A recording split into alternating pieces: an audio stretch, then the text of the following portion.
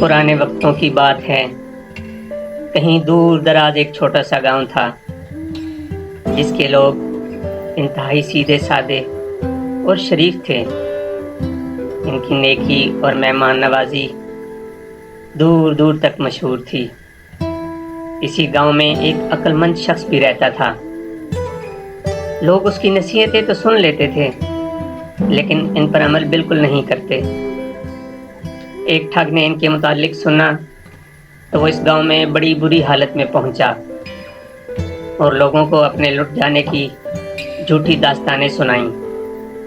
ان لوگوں نے ہمدردی کرتے ہوئے اس کی خوب آؤ بھگت کی اور رہنے کو ایک مکان میں انتظام کر دیا اور بہترین مہمان نوازی کی۔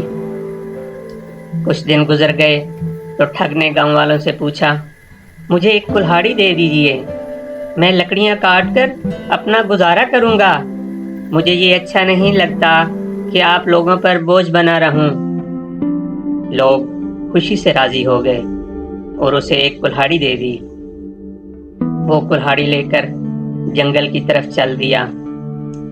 سارا دن وہاں ایک درخت کے نیچے بیٹھا رہا اور شام کو کلہاڑی لیے خالی ہاتھ واپس آ گیا۔ لوگ بڑے حیران ہوئے اور پوچھنے لگے کہ خالی ہاتھ کیوں لوٹ آئے ہو؟ کیا کوئی خشک درخت نہیں ملا؟ درخت تو کئی تھے لیکن جب میں ایک درخت کاٹنے لگا تو اس درخت نے مجھ سے کہا، مجھے نہ کاٹو، میں تمہیں بہت مال دوں گا۔ میں رضامند ہو گیا تو درخت نے مجھے یہ ترکیب بتائی کہ اگر تم میرے کھوکھلے تنے کے ساتھ کچھ رقم رکھ دو تو دوسری صبح تمہاری رقم دگنی ہو جائے گی۔ میں سارا دن وہاں بیٹھا اس پر غور کرتا رہا کہ جب تک آزمان نہ لیا جائے درخت کے سچ یا جھوٹ کے متعلق کچھ نہیں کہا جا سکتا۔ لوگوں نے اپنی عادت کے مطابق اس پر یقین کر لیا۔ انہوں نے اس سے پوچھا، آزمایا کیوں نہیں؟ ٹھگ کہنے لگا، یہ تو اب سب جانتے ہیں کہ میں ایک لٹا ہوا مسافر ہوں، بھلا میرے پاس رقم کہاں؟ آپ لوگ چونکہ میرے محسن ہیں اس لیے میں آپ کو یہ ترکیب بتا رہا ہوں تاکہ آپ کے احسانات کا بدلہ کچھ تو اتار سکوں۔ لوگوں نے اس کے خلوص کی تعریف کی اور اس ترکیب کو آزمانے کا فیصلہ کیا۔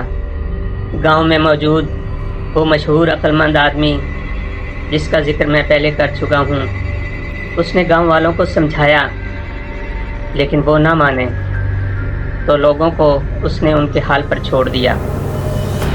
لوگوں نے مل کر کچھ رقم جمع کی اور بتائے ہوئے درخت کے تنے کے ساتھ رکھ دی۔ رات کو وہی مسافر وہاں گیا اور رقم گن کر اپنے پاس سے اتنی ہی رقم اور رکھ دی۔ دوسری صبح جب لوگ وہاں گئے تو سچ مچ رقم دگنی تھی۔ وہ یہ دیکھ کر بہت خوش ہوئے اور مسافر کے کہنے پر انہوں نے وہ ساری رقم وہیں رہنے دی تاکہ رقم اس بار پھر دگنی ہو جائے۔ ادھر عقل مند آدمی جو بہت حیران تھا اور سوچ رہا تھا کہ یہ کیسے ہو سکتا ہے، بہت غور و فکر کے بعد وہ سمجھ گیا کہ یہ مسافر کوئی ٹھگ ہے۔ اس خیال کے آتے ہی وہ شام کو اس درخت کے قریب جھاڑیوں میں چھپ گیا۔ جب اندھیرا چھانے لگا تو وہی ٹھگ جو مسافر کے روپ میں تھا چھپتا چھپاتا آیا اور رقم کے برابر اتنی ہی رقم اور رکھ دی۔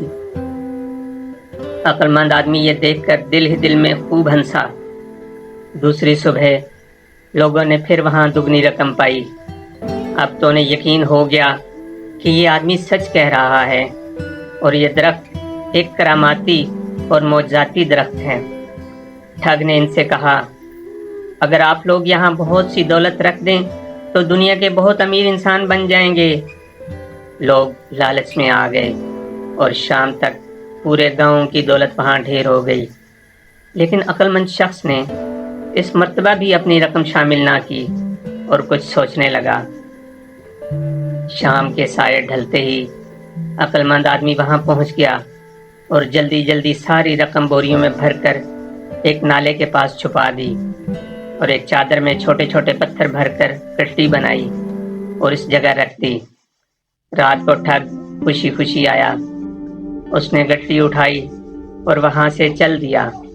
ادھر عقلمند شخص کو جب یہ یقین ہو گیا کہ اب وہ دھوکے باز نہیں آئے گا تو وہ بھی گھر واپس لوٹ آیا۔ دوسری صبح جب لوگ خوشی خوشی وہاں پہنچے تو رقم وہاں سے غائب تھی۔ سب اپنا سر پیٹ کر رہ گئے۔ وہ ٹھگ کے ٹھکانے پر آئے لیکن وہ ٹھگ وہاں بھی نہیں تھا۔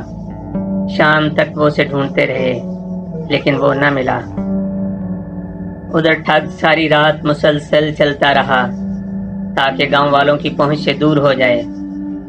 کافی دور جا کر ایک جگہ رک کر جب اس نے گٹھڑی کھولی تو دیکھا کہ اس میں رقم کی بجائے پتھر ہیں۔ وہ بڑا سٹپٹایا۔ اسے اندازہ ہو گیا کہ عقلمند شخص کو کسی نہ کسی طرح اس کی ٹھگی کا اندازہ ہو گیا اور اس نے موقع سے فائدہ اٹھا لیا۔ مگر اب وہ واپس جاتا تو وہ لوگ اس کی بات پر یقین کرنے کی بجائے اس کی خوب مرمت کرتے، لہذا اس نے بھاگ جانے ہی میں عافیت سمجھی۔ ادھر گاؤں میں جب لوگ کافی پریشان ہو چکے تو عقلمند آدمی نے انہیں سارا واقعہ بتایا اور ان کی وہ رقمیں بھی انہیں واپس کر دیں جو دگنی ہو گئی تھیں۔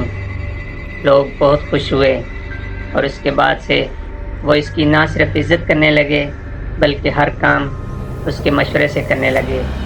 ٹھگ جو اس گاؤں کے لوگوں کو لوٹنے آیا تھا بیچارہ خود لٹ کے واپس لوٹ گیا۔